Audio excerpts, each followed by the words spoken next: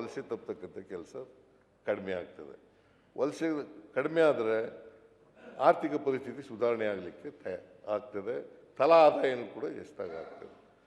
ನಾವು ತಲಾ ಆದಾಯ ಯಾಕೆ ನಂಬರ್ 1 ಆಗಿದ್ದೀವಿ ಈ ದೇಶದಲ್ಲಿ ಅಂತಂದರೆ, ದೇಶದಲ್ಲೇ ನಂಬರ್ 1 ಯಾಕಾಗಿದ್ದೀವಿ ಅಂತಂದರೆ ಗ್ಯಾರಂಟಿ ಯೋಜನೆಗಳಿಂದ.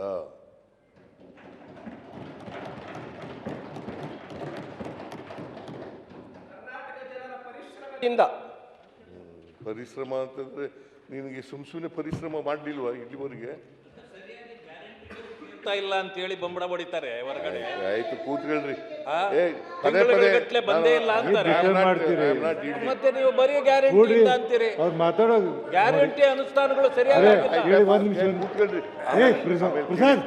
ಕ್ಲಾರಿಫಿಕೇಶನ್ ಇದೆ. ನಾರಾಯಣ ಸ್ವಾಮಿ ಯಾಕೆ ಮಾತಾಡ್ತೀರಿ ಕೇಳಿ. ನಾರಾಯಣ ಸ್ವಾಮಿ ಆಮೇಲೆ ಕೇಳಿ. ರವಿಕುಮಾರ್ ಕುತ್ಕೊಳ್ಳಪ್ಪ. ರವಿಕುಮಾರ್ ಕೇಶವ್ ಏನು ಬರೇ ತಲೆ ಹರಟಿ ನೋಡಿ ನಿಂದು ಕೇಳಿ. ಇವನ್ನೆಲ್ಲ ತಿಳ್ಕೋಬೇಕು ನೀವು. ಮೇಲ್ಮನೆಗೆ ಬರೋದನ್ನೇ ಮರ್ತು ಬಿಟ್ಟಿದ್ದೀರಿ ಸರಿಯಾಗಿ. ನಾವು ನಿಮ್ಮನ್ನು ನೋಡೋದು ಬೇಡವಾ? ನಿಮ್ಮ ಹತ್ರ ಮಾತಾಡೋದು ಬೇಡವಾ? ನಿಮ್ ಜೊತೆ ಕೂತ್ಕೊಳ್ಬಾರ್ದ? ಏನೋ ಸಭಾಪತಿಗಳು ಮನ್ಸು ಮಾಡಿ ಇಷ್ಟೊತ್ತುವರೆಗೂ ಕುಳಿಸಿರೋದ್ರಿಂದ ನೀವು ಇದ್ದೀರಿ. ಇಲ್ಲಂತಂದ್ರೆ ಇವು 2 ವಾರ ಆಯ್ತು. ಎಲ್ಲಿ ಬಂದ್ರು? ಮೊನ್ನೆ ಬಂದ್ರು, ಹೊರಟೋಗ್ಬಿಟ್ರು. ಮುಖ್ಯಮಂತ್ರಿಗಳು ಯಾಕೆ ನಮ್ಮನ್ನು ತಿರಸ್ಕಾರ ಮಾಡ್ತಾರೆ ಅಂತ ಭಾವನೆ ನಮಗೆ. ಅದಕ್ಕೆ ನಿಮ್ಮ ಹತ್ರ ಮಾತಾಡಬೇಕು ಅಂತ ಎಲ್ರಿಗೂ ಆಸೆ.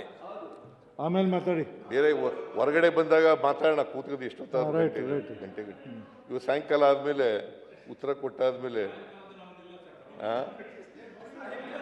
ಬರ್ರಿ ಜೊತೆಲಿ ಊಟ ಮಾಡೋಣ ಬರ್ರಿ.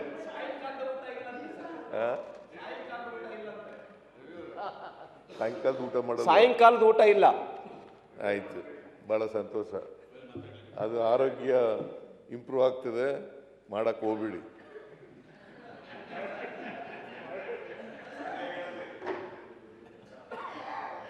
ಮಾನ್ಯ ಅಧ್ಯಕ್ಷರೇ,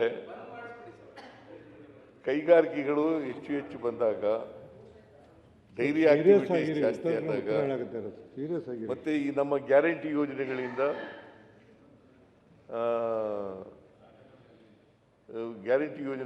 ತಲಾ ಆದಾಯ ಜಾಸ್ತಿ ಆಗಿದೆ. That is why we are number 1 in the country.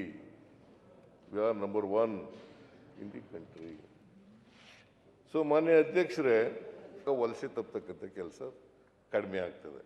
ವಲಸೆ ಕಡಿಮೆ ಆದರೆ ಆರ್ಥಿಕ ಪರಿಸ್ಥಿತಿ ಸುಧಾರಣೆ ಆಗಲಿಕ್ಕೆ ಆಗ್ತದೆ. ತಲಾ ಆದಾಯನೂ ಕೂಡ ಹೆಚ್ಚಾಗ್ತದೆ. ನಾವು ತಲಾ ಆದಾಯ ಯಾಕೆ ನಂಬರ್ 1 ಆಗಿದ್ದೀವಿ ಈ ದೇಶದಲ್ಲಿ ಅಂತಂದರೆ, ದೇಶದಲ್ಲೇ ನಂಬರ್ 1 ಯಾಕಾಗಿದ್ದೀವಿ ಅಂತಂದರೆ ಗ್ಯಾರಂಟಿ ಯೋಜನೆಗಳಿಂದ.